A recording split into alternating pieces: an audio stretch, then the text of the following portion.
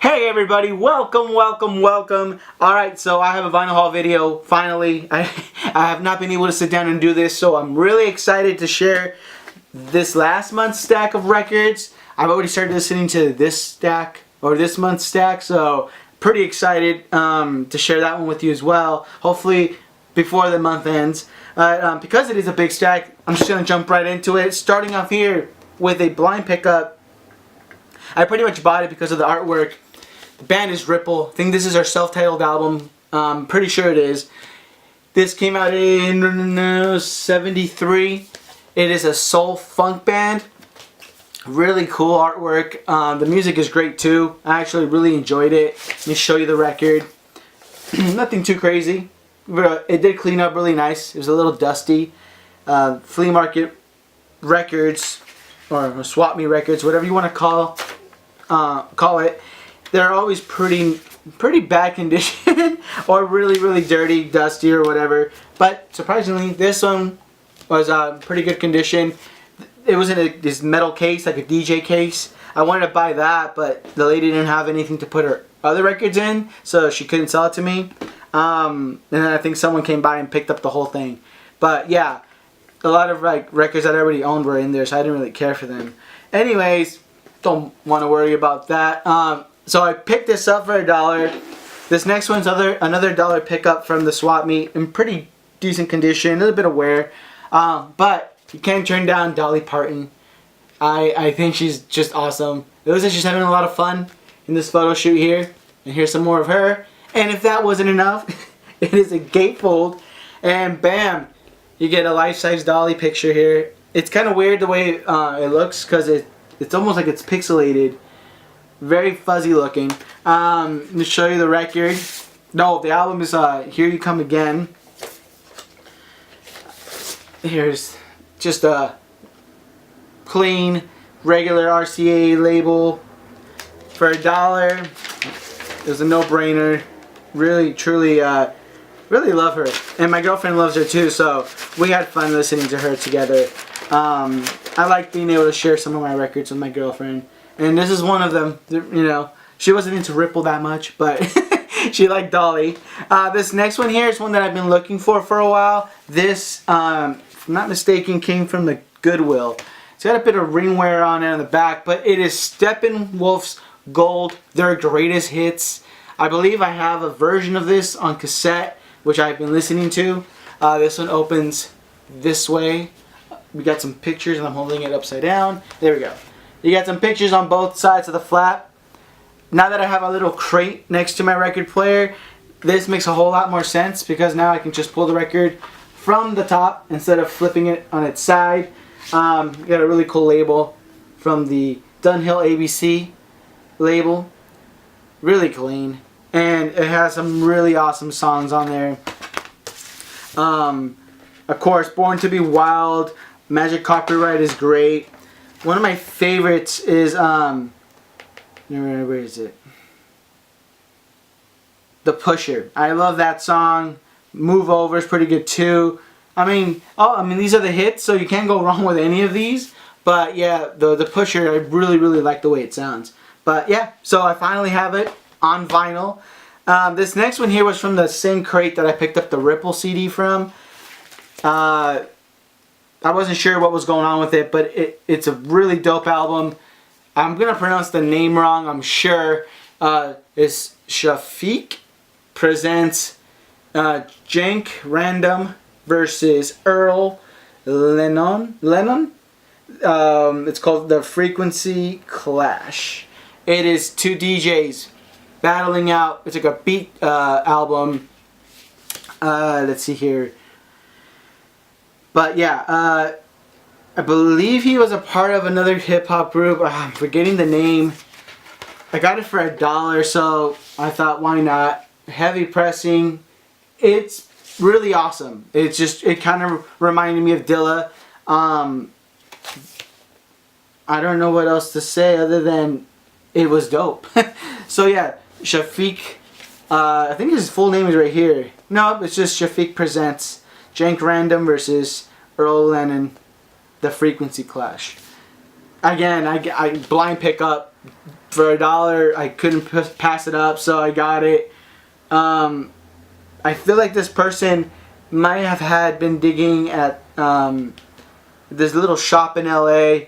I'm forgetting the name of it too. It's a barber shop, and they have records there, and it's co-run by he's in Venice Dawn. It'll come to me in a second. He's like one of my favorite producers. He helped do the soundtrack to the Luke Cage series on Netflix. So Adrian Young is his name. He has a store. I already forgot what it's called, but I feel like there was something on this that it was ripping apart, and it had a sticker, like a price sticker on there from that store. So he must have lost the locker, and I ended up with it. So pay your lockers, everyone. Continuing on here with a fucking amazing, solid, classic Willie Nelson's Always on My Mind. It's got all the hype stickers on here. It's a 1982 Country Music Associated Award winner. It's Album of the Year, Single of the Year, and Song of the Year. You got Willie Nelson featuring Waylon Jennings on A Whiter Shade of Pale. And then you have like a bunch of other songs on here. It's still got The Shrink in the best condition that I've ever seen it. I've seen this record before and it looked like garbage. But this one actually still had like the shrink, and the paper sleeve is in decent condition. And here is the record, looking beautiful, sounding amazing. My Willie collection has come along quite a bit. So yeah, I've been looking for this one, and it was totally worth the wait.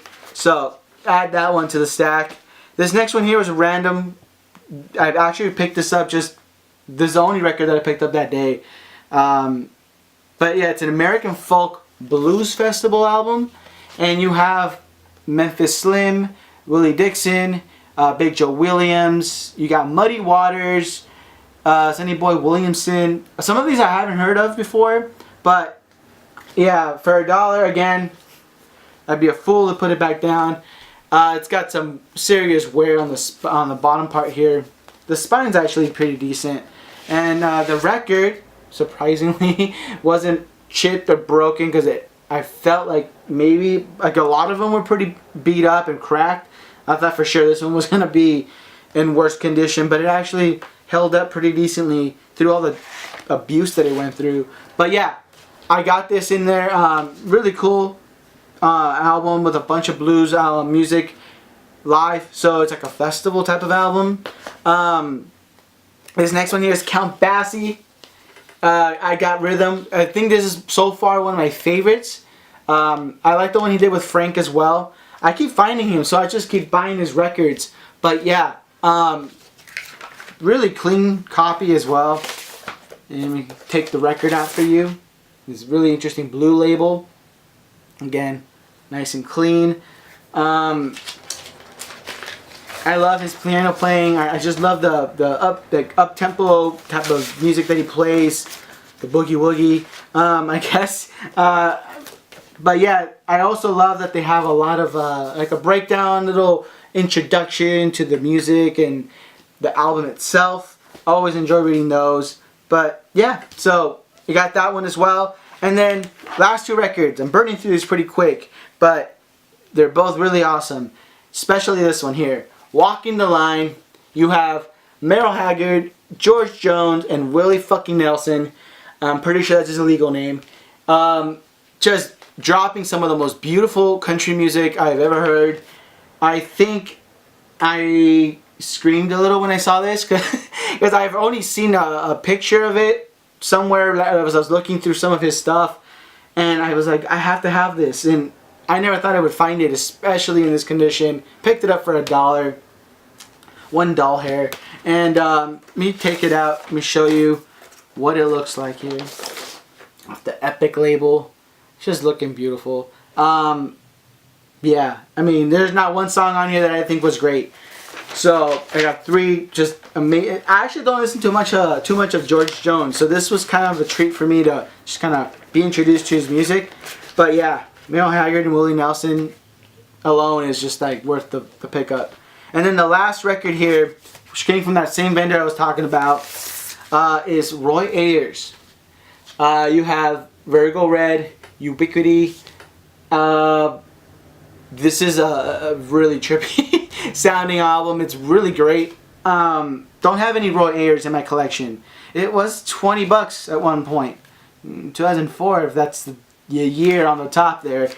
Still have the old sticker that they were selling it for. I got it for $1. Your boy didn't pay that much.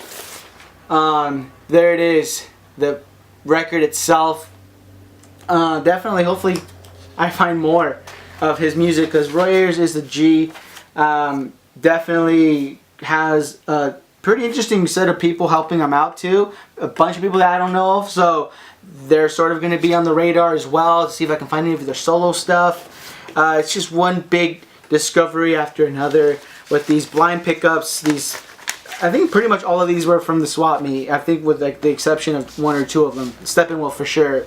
But for $1 a piece, like I have 9 records. This is $9 worth of vinyl.